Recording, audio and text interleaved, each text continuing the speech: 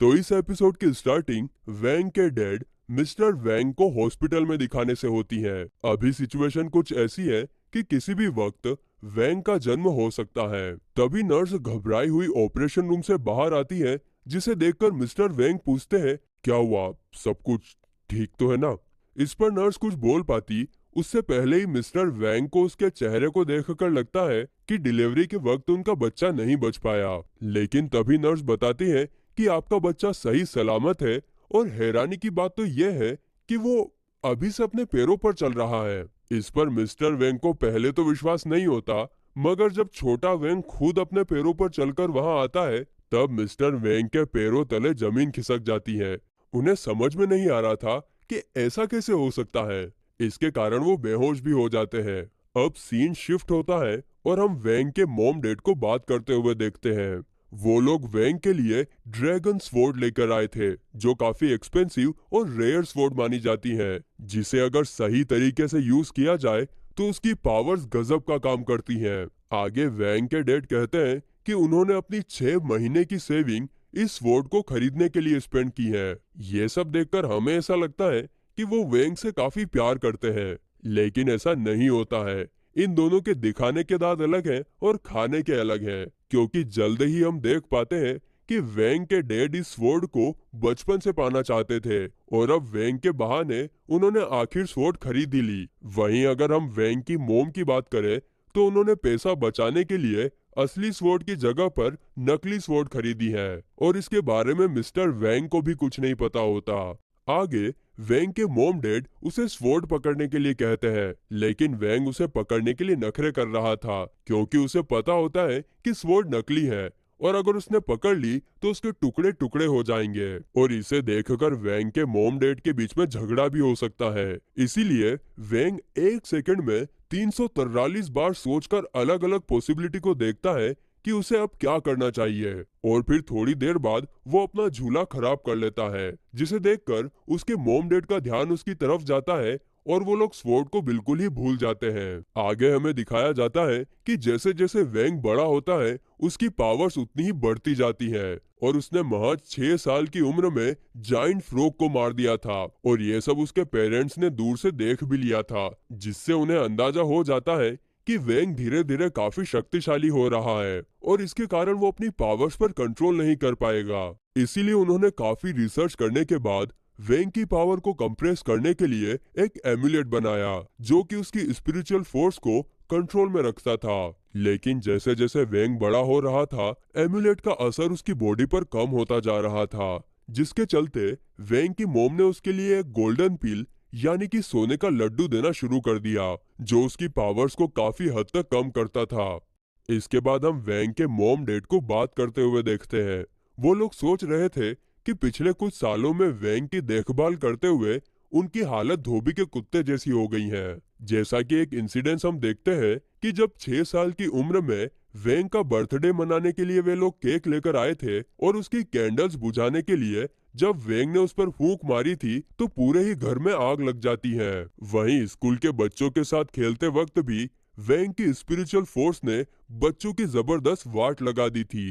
अब सीन पूरी तरीके से शिफ्ट होता है और प्रेजेंट में आ जाता है, जहां पर स्कूल में सभी स्टूडेंट्स क्लास का प्रेसिडेंट बनने के लिए वोट मांग रहे थे, और इसके लिए वो अजीब अजीब तरीके के रास्ते भी आजमा रहे थे। लेकिन अपने हीरो वेंग को इन सब में कोई इंटरेस्ट नहीं होता, और वो सीधे शॉप में नूडल्स के पैकेट खरीदने के लिए जाता है। लेकिन तभी एक डैशिंग आदमी आकर शॉप के सारे पैकेट खरीद लेता है, और स्टूडेंट्स को बताता है कि उन्हें जो चाहिए वो फ्री में लेकर जा सकता है, बदले में बस उन्हें सुन को वोट देना होगा। ये बात सुनकर बाकी के कॉम्पिटिटर्स को जरा भी अच्छा नहीं लगता।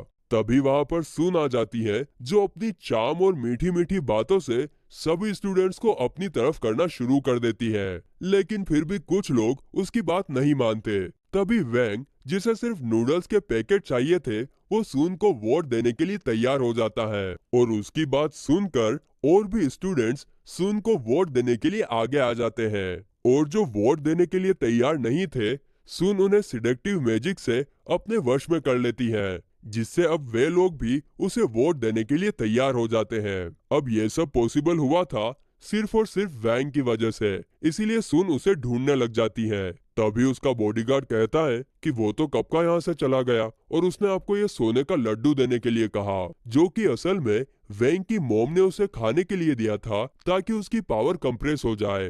अब ये जानने के बाद कि वैंग ने उसे सोने का लड्डू दिया है, सुन को लगता है कि वैंग उसे पसंद करता है। इसके बाद हमें सीधे क्लास का सीन दिखाया जाता है। यहाँ पर मिस्टर वैंग जैसे ही क्लास में इंटर होते हैं, वो सभी स्टूडेंट्स को देखकर समझ जाते हैं कि सुन ने सभी पर सिडक्टिव मैजिक का यूज किया है। इसीलिए आज वो क्लास में सिडक्टिव मैजिक का यूज करना सिखाते हैं। आगे वो बताते हैं कि कई सालों पहले सिडक्टिव मैजिक का यूज करना स्टार्ट हुआ था और ये मैजिक जितना फायदेमंद है उतना ही खतरनाक भी, क्योंकि इस मैजिक का यूज करके हम सामने वाले को अपना फैन बना सकते हैं और जो चाहे उससे करवा सकते हैं। तभी गुओ पूछता है कि इस मैजिक से कैसे बचा जा सकता है। इस पर मिस्टर वैंग कहते हैं कि सिर्फ स्ट्रॉन्ग पावर वाला इंसान ही अपने आप को इस स्पेल से बचा सकता है। जैसे कि हम देख सकते हैं कि क्लास में वैंग के अलावा सभी स्टूडेंट्स सून के कंट्रोल में थे और ये सब हम बता सकते हैं क्योंकि उन सभी के ऊपर सून का नाम लिखा हुआ था जो वैंग के ऊपर नहीं था। तभी सुन अचानक से वैंग की तरफ देखती है, जो कि पहले से ही उसकी तरफ देख रहा था और उसे देखकर सुन शर्मा जाती है।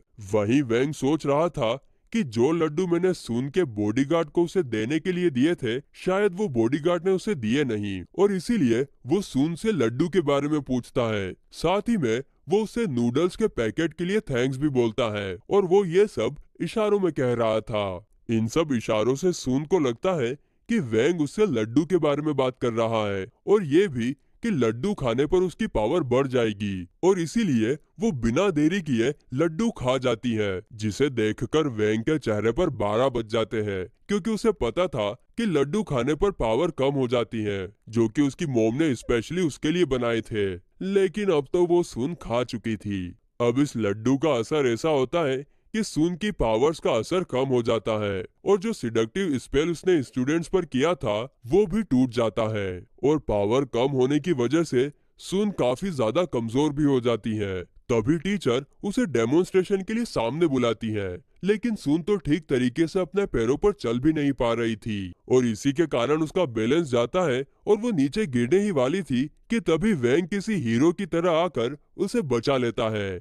लेकिन सुन की बुरी किस्मत, तभी टीचर वैंग को आवाज लगाते हैं, जिसे सुनकर वैंग सीधा खड़ा हो जाता है और सुन नीचे गिर जाती है। इसके बाद टीचर अनाउंस करते हैं कि चैन को वाइस प्रेसिडेंट चुना गया है, जिसे सुनकर चैन काफी ज्यादा खुश हो जाता है। वहीं जब स्कूल छूटने के बाद सभी स्टूडेंट्स अपने घर जा रहे थे, तभी हम मिस्टर वैंग को किसी से फोन पर बात करते हुए देखते हैं। वो सामने वाले को वैंग के बारे में बता रहे थे कि कैसे आज उसने सुन के सिडक्टिव स्पेल को बड़ी आसानी से तोड़ दिया और ये भी कि मुझे नहीं लगता कि वैंग एक आम बच्चा है, उसमें जरूर कोई स्पेशल पावर है। वहीं हम देखते हैं कि मिस्टर वैंग ये सब जू को बता रहे थे, जिसे हमने एपिसोड 1 की स्टार्टिंग में देखा था।